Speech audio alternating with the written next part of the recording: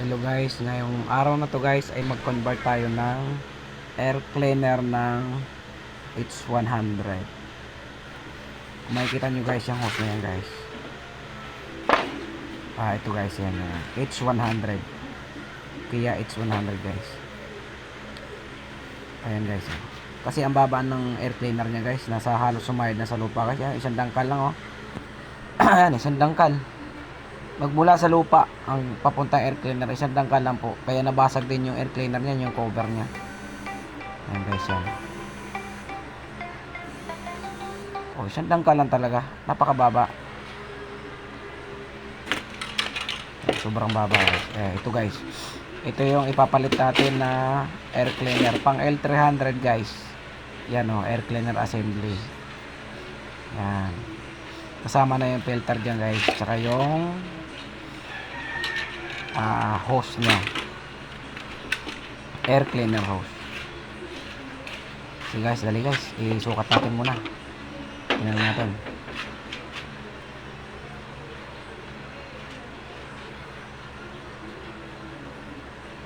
Okay, ito, tanggalin muna natin itong yung ano na to, air intake hose na to. Grabe, mayan yan guys, matigas talaga yan. Yan. Okay. Tapos susunod yan guys, yung hose naman guys, yan kailangan matagal na yan guys. Yung power steering guys, diyan kasi nakalagay, nakaharang. Ayan, kaya tatanggalin muna natin, lilipat natin. Pero diyan lang din natin ilalagay sa gilid yan guys ha. Ayan, tagalin natin yung mga hose niyan para mabunot natin. Ayan guys, talagang matigas. Ayan, parang matigas. Tsaga lang guys, lahat nakukuha sa pagtsaga-tsaga.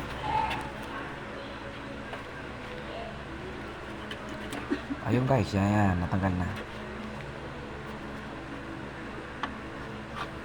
Tsagaan lang talaga guys. Kaya kita mo yung kamay natin dyan, talagang minsan napupunit yung kamay. Sukat mo natin yung air hose, air intake hose mga guys. Ayan. Ayun, sinusukat lang natin guys kung parehas ang bunga guys. Ayun, kasyang-kasya guys. So wala tayong magiging mahirap sa conversion nito guys. Yung air cleaner lang, pag salpak doon, lalagyan natin ng mga bracket Yan, ganyan lang yan. Ayos, kasyang-kasya. Ito, ayusin na natin yung ating mga yan. Yung welding rod natin, i-prepare natin, grinder. Ayan, taas yung cutting disc natin. Kasi yung mga na guys, kakating tayo ng para pang bracket natin. Kasi ang i-welding natin dun sa may body, sa may gilid, para pag magiging base ng air cleaner guys. Ayun guys, yan. Kakatingin na natin yung pang-bracket natin guys. Handa natin cutting disc, tsaka yung grinder. Papagwapo pa itong bracket. Ay nako, nalaglag pa. Napakalawsi. Ayan, minamadali na niya. Paspasan mo at nang matapos ka dyan. Ayan, minadali na. Gutom na siguro yan guys, kaya pinapaspasan na. Ayan na. Ang bagal.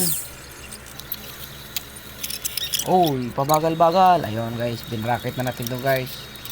Nispat natin yung bracket guys hindi yung air cleaner yung bracket lang. Yan. Kung mapapansin nyo guys, pati yung gilid ng guys, inukaan ko guys, kasi yung hose sumasabit guys, maliit. Hindi siya talagang kagaya ng pang L300 na antimanong malawak na yung butas. Malaki na, ayan, niluluwangan pa natin para ayan guys, yan. Kasya yung natin.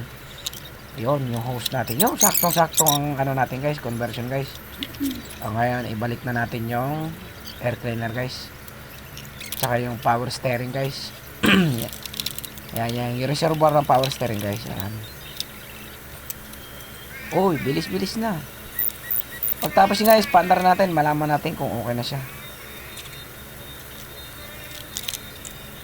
Ayan, dapat tahimik siya guys pag pinandar natin, tahimik lang.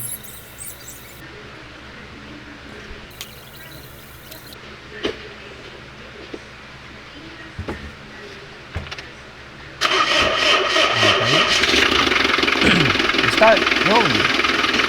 Ayos. Ayan guys, hindi na ganun kayo yung tulog niya guys. Yung nakaraan kasi guys, kasi nalaglag yung takip ng air cleaner mo sa baba. Ayun. Tumama sa bato guys na naglag. Nawasak na rin pati yung mga guys. Salamat sa panonood.